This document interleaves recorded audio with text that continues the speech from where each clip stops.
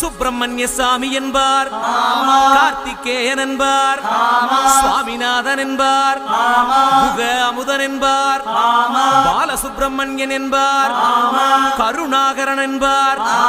கதிர்காம கந்தன் என்பார், கதிர்வேல சுவாமி என்பார், சேனாதிபதி என்பார்,